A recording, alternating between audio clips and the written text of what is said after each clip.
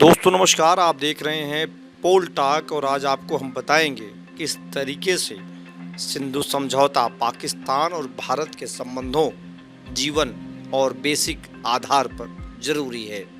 क्यों भारत ने सिंधु समझौता तोड़ दिया है और इसके लिए तमाम बातें हो रही हैं। कहा जा रहा है कि इससे बड़ा नुकसान पाकिस्तान को होगा और वहाँ पर खलबली मचेगी। सबसे पहले आपको बताते हैं कि क्या है सिंधु जल समझौता। सिंधु जल समझौता तत्कालीन प्रधानमंत्री पंडित जवाहरलाल नेहरू और पाकिस्तानी सेना के जनरल अयूब खान के बीच कराची में सितंबर 1960 में हुआ था। 6 दशक पहले हुई सिंधु जल संधि के तहत भारत को सिंधु और उसकी सहायक नदियों से 19% पानी मिलता है। पाकिस्तान को करीब 80% पानी मिलता है। भारत अपने हिस्से में से भी करीब 90% पानी ही इस्तेमाल करता है। साल 1960 में भारत और पाकिस्तान के बीच सिंधु घाटी को 6 नदियों में विभाजित करते हुए इस समझौते पर साइन किए गए थे, जिससे पाकिस्तान को काफ़ी आराम मिल रहा था। लेकिन अब इस पर रोक लगा दी गई है और अब आपको बताते हैं कि इसके पहले 3 बड़े जब युद्ध हुए उस पर भी इस पर रोक नहीं लगा, लेकिन 6 दशक के बाद अब उस पर रोक लगा दिया गया है। भारत पाकिस्तान के बीच 1960 से सिंधु जल समझौता लागू है। सिंधु नदी को पाकिस्तान की लाइफलाइन माना जाता है। करीब 21 करोड़ से ज़्यादा की आबादी पानी की ज़रूरतों को पूरा करने के लिए सिंधु नदी और उसकी 4 सहायक नदियों पर निर्भर रहती है। पाकिस्तान की 80% खेती लायक भूमि, जो कि करीब 16 मिलियन हेक्टेयर है, सिंधु नदी के पानी से ही सिंचित होता है। इसलिए पाकिस्तान के लिए सिंधु नदी कितनी महत्वपूर्ण है इसे समझा जा सकता है।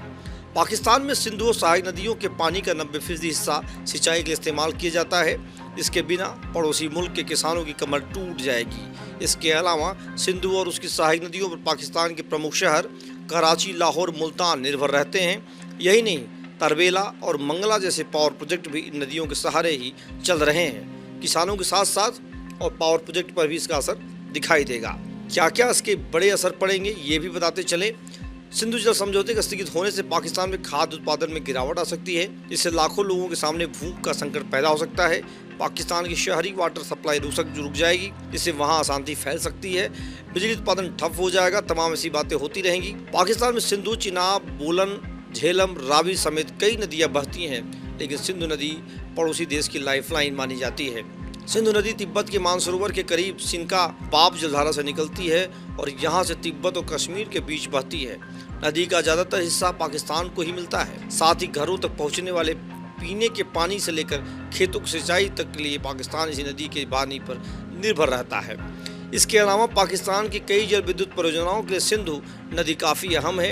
यही वजह है इसे पाकिस्तान में राष्ट्रीय नदी का भी दर्जा हासिल है। अब भारत के साथ समझौता रुकने के बाद पाकिस्तान में गंभीर जल संकट से गुजरना पड़ सकता है। भारत ने 1965 की जंग में भी पाकिस्तान के साथ सिंधु जल संधि स्थगित नहीं की थी, जबकि उस वक्त भारतीय सेना लाहौर तक कब्जा करने के लिए पहुंच चुकी थी। इस युद्ध में पहली बार दोनों देशों की वायुसेना ने हिस्सा लिया और संयुक्त राष्ट्र की दखल के बाद करीब 20 दिन तक चली इस जंग को खत्म किया गया। भारतीय सेना के शौर्य के आगे पाकिस्तान ने घुटने टेक दिए थे। इसके बाद 1971 की जंग में भी तो भारत ने पाकिस्तान के 2 टुकड़े कर दिए और बांग्लादेश का जन्म हुआ। तब पूर्वी पाकिस्तान में हालात इतने बिगड़ गए कि पाकिस्तान ने अपने ही लोगों के खिलाफ सेना उतार दी थी। इस पर भारत ने 3 दिसंबर 1971 पाकिस्तान की सीमा पर हवाई हमला कर दिया। इसका अंजाम ये हुआ कि आखिर में पाकिस्तानी सेना ने हार कर सरेंडर कर दिया। अब आपको बताते हैं कि जब 1999 कारगिल युद्ध हुआ, उस दौरान भी सिंधु नदी के समझौतों को नहीं तोड़ा गया। भारत ने उसे महजूबी से निभाया और उस नदी के चीज़ों को आगे बढ़ाया। अब आइए बताते हैं कि समझौते के तहत दोनों देशों के बीच हर साल सिंधु जल आयोग की बैठक होती है और आखिरी बैठक मई 2022 में नई दिल्ली में हुई थी। भारत पाकिस्तान के बीच पूर्वी नदियों पर भारत का अधिकार है, जबकि पश्चिमी नदियों को पाकिस्तान के हक में दे दिया गया। इस समझौते की मध्यस्थता विश्व बैंक ने की थी। सिंधु जल प्रणाली में मुख्य नदी के साथ साथ 5 सहायक नदियाँ भी शामिल हैं। इसमें रावी, ब्यास, सतलज, झेलम और चिनाब शामिल हैं। ये नदियाँ सिंधु नदी के बाएं बहती हैं। रावी, ब्यास और सतलज को पूर्वी नदियाँ, जबकि चिनाब, झेलम और सिंधु को पश्चिमी नदियाँ कहा जाता है। इन नदियों का पानी भारत और पाकिस्तान दोनों के लिए अहम माना जाता है। अब इस विवाद पर आइए बताते हैं आपको कैसे विवाद इसके सुलझते हैं। संधि के मुताबिक सिंधु, झेलम और चिनाब को पश्चिमी नदियां बताते हुए इनका पानी पाकिस्तान के लिए तय किया गया। जबकि रावी, ब्यास और सतलज को पूर्वी नदियां बताते हुए इनका पानी भारत के लिए तय किया गया। भारत कुछ अपवादों को छोड़ करके पूर्वी नदियों के पानी का पूरा इस्तेमाल कर सकता है। वहीं पश्चिमी नदियों की पानी का कुछ हिस्सा भी भारत को दे दिया जाता है और इसका इस्तेमाल बिजली बनाने से लेकर सिंचाई के काम में आता है। सिंधु जल संधि से जुड़े किसी विवाद को सुलझाने के लिए दोनों देशों के बीच कमिश्नरों की बैठक होती है और मुद्दों को सुलझाया जाता है।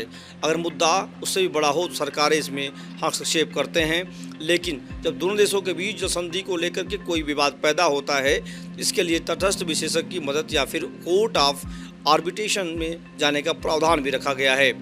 अब क्या करेगा पाकिस्तान? क्या इस पानी बंदी के बाद बौखलाएगा या कुछ और करेगा? लेकिन आइए आपको बताते हैं, पाकिस्तान की सरकार भी भारत के इस कदम से सन्नाटे में आ गई है, क्योंकि उसे अंदाज़ा नहीं था भारत इतना बड़ा कदम उठा सकता है। पाकिस्तान के अड़ंगे की वजह से ही पाकल दुल, रतले और किरू जैसे भारत के बड़े हाइड्रोलिक पावर प्रोजेक्ट अधर में थे। ऐसे में अब समझौता रुकने की वजह से भारत बिना किसी सलाह मशविरा की परियोजनाओं में तेजी ला सकता है। सिंधु जल परियोजना पर रोक लगाने से लोग कह रहे हैं भारत सरकार ने इस पर एक स्ट्राइक कर दी है और इस स्ट्राइक से पाकिस्तान में खलबली मचेगी और उसे परेशानी का सबब उठाना पड़ सकता है। और जिस तरीके से भारत ने ये काम किया है, इसके तमाम परिणाम दिखाई दे सकते हैं। तो कुछ इस तरीके से पाकिस्तान के लिए सिंधु जल समझौता बहुत ज़रूरी था, लेकिन अब भारत ने उस पर रोक लगा करके ये समझा दिया है कि बहुत अब नहीं होने वाला है। देखते रहिए पोल टॉक। धन्यवाद।